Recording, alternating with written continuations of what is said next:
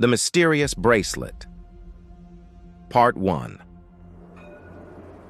In the quiet city of Las Vegas, Andrew, a curious 17-year-old teenager, lives with his father, Alex, a technological scientist involved in reverse and anti-gravity engineering and top-secret projects in Area 51, and his younger sister, Alice, 12 years old.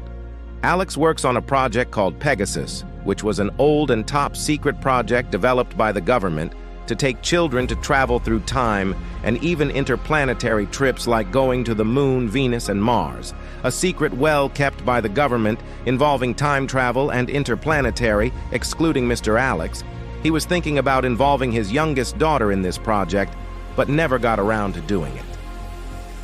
One day, towards the end of the day, after 5 days away from home due to work meetings and developments on top-secret projects, Andrew and little Alice had stayed for a few days during that period at Aunt Alexandra's house due to their father's absence.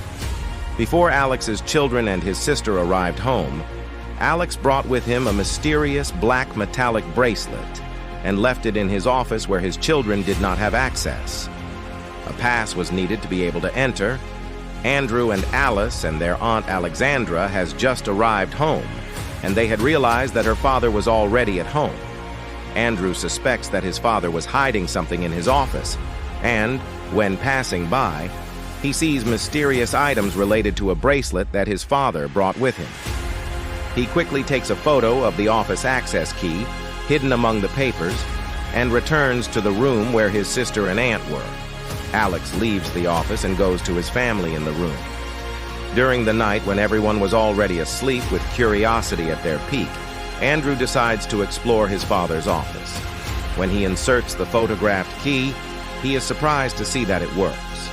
Intrigued, he enters the office and discovers files on UFOs, files on the Pegasus project, and under a cloak, a black bracelet with gold details lined up around it, which quickly attached itself to his right forearm. Andrew was startled, and the golden pins began to shine brightly, and Andrew began to feel a certain distortion in time and space. And suddenly a kind of temporal rift opened, and reality fell apart around him. The house started to shake a little, waking up Alex and Alice, who got up to see what was going on as they looked through the corridors of the house. Alex asked Alice, "Where is your brother?" She said she didn't know that after dinner he went to bed. Alex went to Andrew's room, but he wasn't there. He walked until he saw that his office was open, and already worried when he entered, he saw a small crack in the floor, and Andrew was no longer there, and neither was the bracelet. Then Father realized what had happened and said he used the bracelet. Little Alice heard it and asked, "Which bracelet?"